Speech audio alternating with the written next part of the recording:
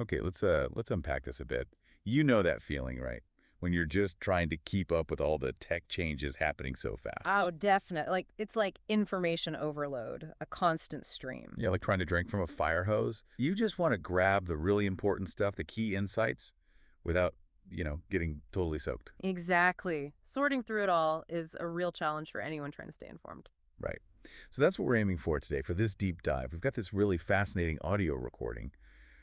It's a conversation that gets into the real impact of AI, automation Mm.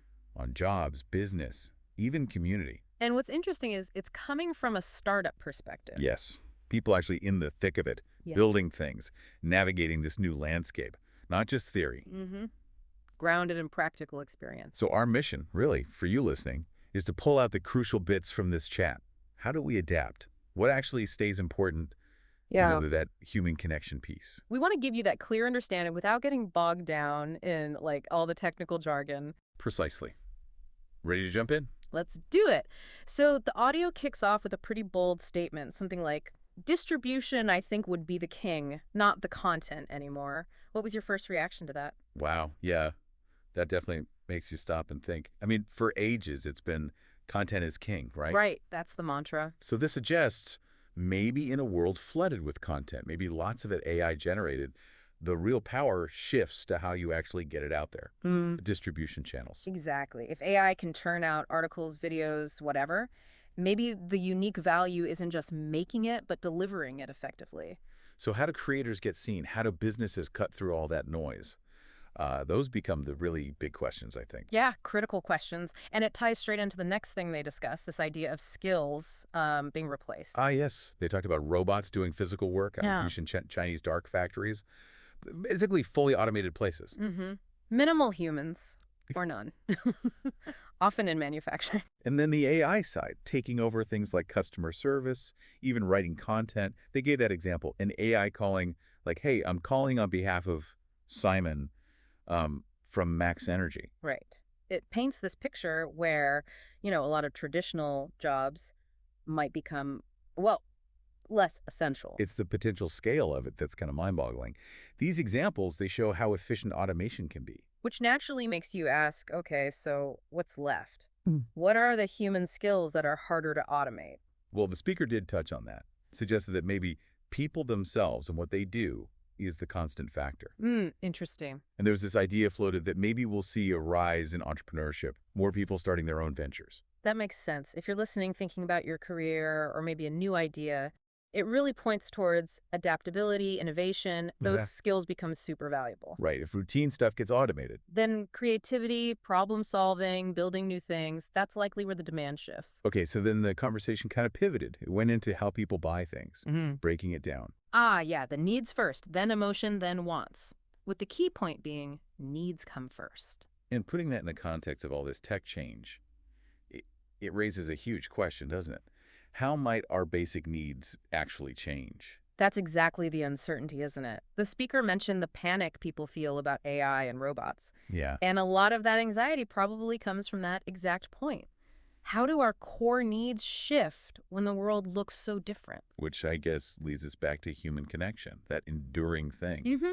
The speaker got personal there, emphasizing it's about the people-to-people relationship. Talking about trust, reliability, Yeah. things passed between people, even throughout a statistic. The e-commerce one, about customers wanting to talk to a human. Yeah, something like 60% pressing the button to get straight to a person. And that really says something, doesn't it? Even with fancy chatbots, people still want that human touch for trust, for sorting things out properly. It just shows that while tech can do a lot, that human element is still vital for building real confidence, real rapport. Yeah, definitely. And this is actually where the company MaxpeRR came up in the chat. Oh, right. The speaker mentioned the name and pointed out the double R, MaxpeRR. And the meaning behind it. Yeah, the first R for reliable, the second for renewable, sort of highlighting their whole mission. Reliable, renewable energy, maximizing its value. Okay, reliable. That's significant, especially thinking about what we just said, fundamental needs, uncertainty. Exactly. In a world changing so fast, that need for dependability for something reliable, it becomes even more critical. And linking reliability specifically to renewable energy. MaxpeRR seems to be positioning itself to tackle a huge global need in a, well, steadfast way. Absolutely. And that need for stability, for trust, it connects really well to the next idea they discussed, the resurgence of community. Right. The idea that with so much content flying around, maybe AI-generated stuff, people are looking for special circles, a place to belong. They mentioned that anecdote, didn't they? About the group in the Dominican Republic choosing connection over more tech.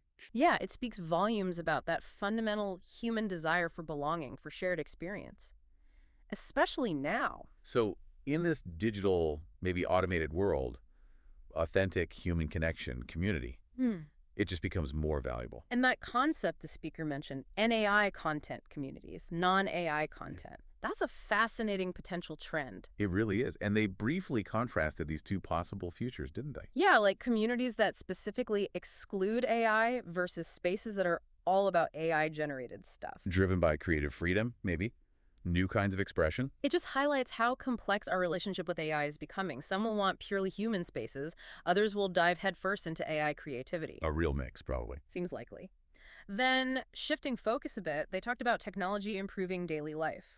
Right, specifically adaptive renewable energy. Yeah. Which ties back to what MaxpeRR is doing. How it can improve things at home, transport, the office, benefiting the next generation. That's a good reminder, isn't it? Amidst all the talk of disruption, there's this huge potential positive impact. Especially sustainable tech like MaxpeRR is focused on. Quality of life, the planet. It's crucial. Okay, but what about advice? For startups trying to figure all this out, the speaker was pretty upfront. Yeah, that was refreshing. Basically said, I don't have any suggestion. We are still trying. Huh, yeah, honest. But they did offer some guiding thoughts, like keep trying. And setting time frames, having goals, testing things out, seeing what works and what doesn't. Which sounds like really practical advice when everything feels so uncertain. You need that flexibility, that willingness to adapt. Absolutely. It's about continuous experimentation. And the conversation kept coming back again and again to the customer, like the absolute bedrock. Yes. There has to be a need in the market, fundamentally. Does your product, your tool, actually add extra value for people? And that critical advice. Always stick around hanging out with your target audience, your customers. Really understanding their day-to-day, their unsolved problems. And crucially, not just sending out, AI-generated surveys, actually talking to people. You just can't beat that direct human interaction for deep understanding. Automated tools miss the nuance. Because, as they stressed, customer needs might evolve, sure, but they're always central. If you're not solving a real problem for someone, the fanciest tech won't save your business long term. Which seems to be something MaxpeRR gets, right? Focusing on that fundamental need for reliable, renewable power. Definitely. And building on that customer focus, the audio then it really highlighted the power of community and collaboration. Especially for startups, known for being resilient, innovative. Right. Finding those communities where people are thinking alike, maybe serving the same industry or customers, you can tackle shared problems together. Collaborate. They used that supply chain analogy, which I thought was interesting. Yeah, like a manufacturer and a sales channel working together, then applying that to tech hosting, infrastructure, data.